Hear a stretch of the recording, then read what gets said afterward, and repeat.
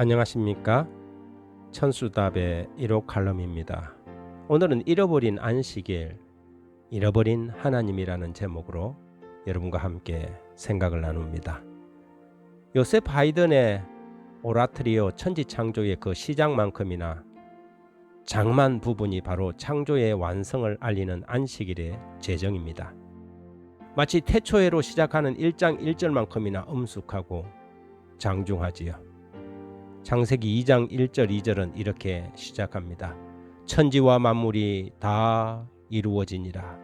하나님이 그가 하시던 일을 일곱째 날에 마치시니 그가 하시던 모든 일을 거치고 일곱째 날에 안식하시니라. 성경에서 다 이루었다는 선언은 3번 나오는데 그 첫 번째가 이곳 창세기 2장 1절의 창조의 완성을 알리는 안식일 선언이고, 두 번째는 십자가의 대속의 완성을 알리는 요한복음 19장 30절입니다. 그리고 마지막으로 세상의 재창조를 선언하는 계시록 21장 6절이지요. 이것은 마치 성경의 세 꼭지점과 같습니다. 창조와 구속, 재창조로 이루어지는 삼각형의 세 꼭지점인 셈이지요.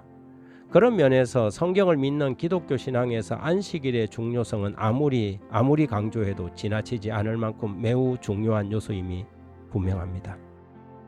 안식일은 단지 구약시대의 히브리 민족의 축제일이 아니라 세상의 창조와 연결된 인류의 시작까지 그 근원이 거슬러 올라갑니다.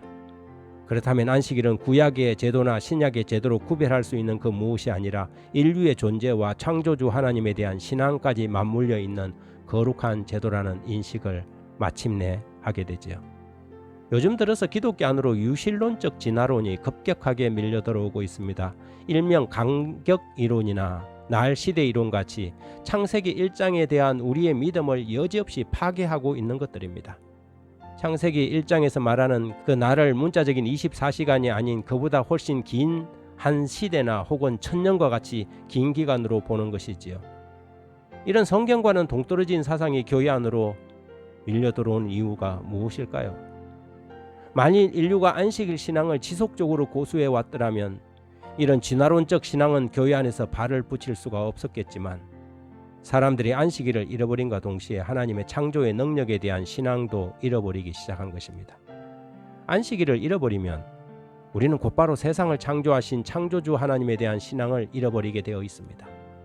그렇게 되면 성경의 하나님은 하늘과 땅과 바다와 물들의 근원을 만드신 유일하신 하나님이 아니라 그저 세상의 수많은 신들 가운데 하나로 전락해 버리는 것이지요. 안식일은 그냥 아무 날이 아닙니다.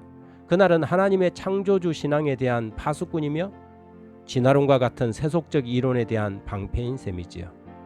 안식일을 구별하신 하나님은 이렇게 선포합니다. 이사야 45장 6절에 해 뜨는 곳에서든지 지는 곳에서든지 나밖에 다른 이가 없는 줄을 알게 하리라. 나는 여호와라, 다른 이가 없느니라. 하나님은 창조의 완성을 기념하여 안식일을 복되게 하사 거룩하게 구별하셨습니다. 모든 날들 가운데 다른 날들이 아니라 일곱째 날을 거룩하게 하신 것이지요. 그리고 그 안식일을 당신의 백성들이 살아가면서 기억해야 할 날로 십계명에 기록해 주셨습니다.